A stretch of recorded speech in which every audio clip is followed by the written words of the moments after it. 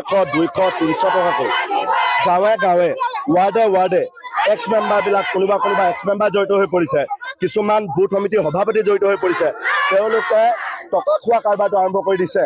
এওঁলোকক বাৰে বাৰে জিলক কৰাই আছে, কিন্তু অৰুণোদয় দিয়া নাই। এওঁলোকক বাৰে বাৰে মিটিং মৰাই আছে, কিন্তু অৰুণোদয় দিয়া নাই। ওলোটাই অৰুণোদয় পাই থকা বিলাককো, অৰুণোদয় পাই থকা মহিলাবিলাককো তেওঁলোকে কাটিছে আৰু নতুনকৈ দিয়াও আৰম্ভ কৰা নাই। এই গোটেই কথা কাণ্ডবিলাকক লৈ তেওঁলোক খং খাইছে আৰু খং খাই মহিলাবিলাক ওলাই আহিছে। অতি শীঘ্ৰেই অসমৰ ৰেচন কাৰ্ড থকা প্ৰতিটো পৰিয়ালৰ এগৰাকীকৈ মহিলাক অৰুণোদয় দিবতো লাগিবই, আৰু লগতে কোনো পাই থকা মহিলাক অৰুণোদয় নামত দি থাকি আকৌ কাটি দিলে নহ'ব। দ্বিতীয় কথাটো হৈছে 1250 টকাৰ পৰিৱৰ্তে 5000 টকা কৰি দিব লাগিব, আৰু PMI নামত দুৰ্নীতি বন্ধ কৰিব লাগিব।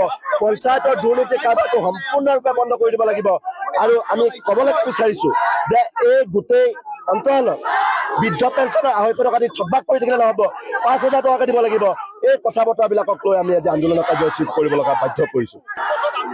আমি যিহেতু নাৰী মুক্তি সংগ্ৰাম সমিতিয়ে উলিয়াই অনা নাই, তেওঁলোকে নিজে ওলাই আহিছে, আমাক আহ্বান কৰিছিলে। গাঁৱে গাঁৱে আমাৰ সজাগতা সভা বহিছিল, তেতিয়া তেওঁলোকে আমাক অৱগত কৰিছিল যে তেওঁলোকৰ যিখিনি এতিয়া অহা মাহত এই মাহত পাব লগা সেইখিনিবোৰ কাটি দিছে। তেওঁলোকে ৰেগুলাৰ পাই আছিল, তেওঁলোকক কাটি দিছে। আৰু 2 নম্বৰ কথা হ'ল কি, তেওঁলোকৰ BPL থকা মানুহক তেওঁলোকে ৰেচন কাৰ্ড যাৰ আছে তাকে যিহেতু অৰুণোদয় দিম বুলি কৈছিলে, সেইবিলাক কিন্তু এতিয়ালৈকে তেওঁলোকে দিম বুলি পিনে কোৱাৰ পিছতো এতিয়া ব্ৰঞ্চত কাটি দিছে। তেওঁলোকে এনেকে কাটি দিলে কিন্তু আমি নাৰী মুক্তি সংগ্ৰাম সমিতিয়ে শান্ত হৈ বহি নাথাকিম। আৰু প্ৰতিজনী মহিলাই ৰেচন কাৰ্ড আছে যেতিয়া নেকি তেওঁলোকে পাবই লাগিব। তেওঁলোকে যদি নাপাব এনেধৰণৰ আন্দোলন হয়তো আমাৰ